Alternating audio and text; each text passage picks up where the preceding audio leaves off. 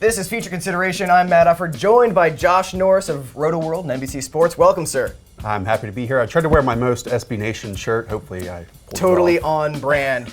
Today we're talking about the biggest subject before the NFL draft, quarterbacks. Obviously, the surest ticket to success on an NFL roster is having a franchise quarterback, but in the first round, they're also kind of the biggest risk in the NFL draft. We've had 14 quarterbacks drafted in the first round of the NFL draft the last 5 years. How have they fared? It's kind of been 50-50. Obviously, the good list starts off with Cam Newton, Andrew Luck, Ryan Tannehill, Blake Bortles, Jameis Winston, Teddy Bridgewater, Marcus Mariota. That's just from 2011. The bad list is pretty bad, though. You have Jake Locker, Blaine Gabbert, Christian Ponder, Brandon Weeden, E.J. Manuel, Johnny Manziel, and we'll kind of put Robert Griffin III in a state of limbo. To be determined. Actually, that's how they refer to Cleveland, is a state of limbo. Now, also what kind of stands out to me this year is we're getting very much Jared Goff versus Carson Wentz. And this is something we've seen over the years. There always seems to be a comparison between the top two quarterbacks, going back to Peyton Manning versus Ryan Leaf, Andrew Luck versus RG3, and last year Winston versus Mariota. And how do you see, how do Goff and Wentz compare to those guys? And I think naturally we always revert back to last year's group. And really these two groups could not be more different. I mean, you look at last year, Marcus Mariota and Jameis Winston, two Heisman winning quarterbacks that were in the college football playoff, that were from winning programs. And this year you have Jared Goff, who's from an average Pac-12 program. I guess if you're being kind, yes. If we're being kind. And Carson Wentz, who's an FCS product, whose team won before and after him, even during the season when he was injured.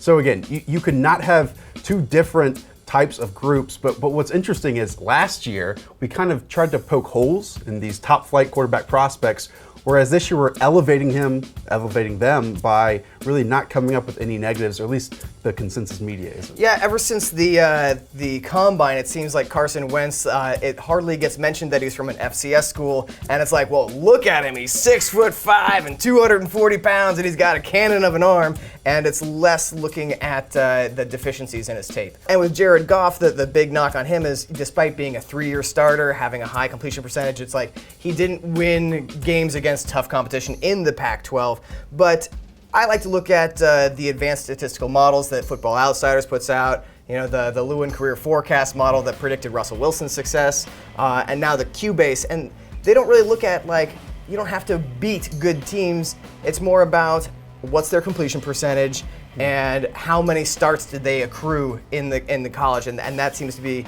that would suggest to me that Goff would be the better choice here. And I slightly have Jared Goff ranked ahead. But I'll tell you this, like, the biggest thing that you look back on that bad list of quarterbacks from 2011 is that they all have fatal flaws. I mean, Jake Locker, the completion percentage was horrendous. Christian Ponder and E.J. Manuel were average starters in college. If you're not good in college, I don't understand how you're supposed to succeed in the NFL. But here's the thing, we talk ourselves into them, or at least some people do, because of the upside, and you think you can fix these things. But again, the fatal flaw, I mean, Johnny Manziel was a completely unique prospect that there was no kind of mirror image of success in the NFL, and Blaine Gabbert was just Blaine Gabbert. I mean, and I would say that Jared Goff and Carson Wentz kind of have their own fatal flaws. Carson Wentz, to me, is someone that absolutely freezes in the pocket, that you hit pause with him, and he locks onto that primary receiver, stops his feet, stops his eyes, and those completions at the college level would turn into incompletions and even turnovers. And to me, Jared Goff, I mean, I went back and watched the Sonny Dykes coaching clinic last summer. He said they only had 5 to 7 passing concepts. And yes, Jared Goff mastered those, but we know that NFL playbooks are a little bit larger than 5 to 7. A lot. Yes. A lot larger. So in order for them to succeed at the next level, let's go ahead and well, let's say, to be clear, we don't dislike Wentz and Goff. They are good prospects. They're the best prospects in this draft, yes? And that's a difficult piece of the conversation here, because as long as you're not comparing Carson Wentz to Andrew Luck, it's like you don't like him as a prospect. I mean, we think these guys are good, that in the right situations they can succeed. But they do have major issues, and on every single team, or they're not going to be a quality starter or even project that well, because they're going to end up in bad teams most likely. So to basically sum it up, these are quality quarterback prospects, but they're not the slam dunks that we've seen with Andrew Luck or Peyton Manning. Even last year, in my opinion. Or even last year. So tell me, let's wrap this up.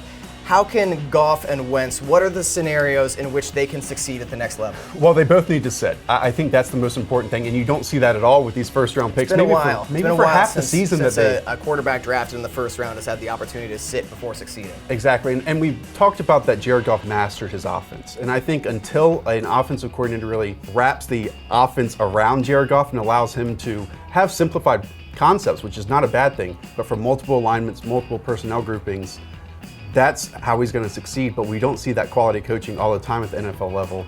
And then Carson Wentz, I do think he has to speed up that process. That's a major part of it, and you're going to have to do that on the bench and in the exhibition games in the preseason, or just maybe throughout the season if he has to step on the field. But I think that fatal flaw that he does have is a similar one that we have seen in previous field quarterback prospects. You don't want to rush him on the field and get him ruined like a David Carr or a Tim Couch. Exactly. All right, well, that is our man Josh Norris, a master scout for Roto-World and NBC Sports. I just promoted him. Thanks for watching Future Consideration. Make sure if you like this video, physically hit that like button. Give us some comments. Let us know what you think.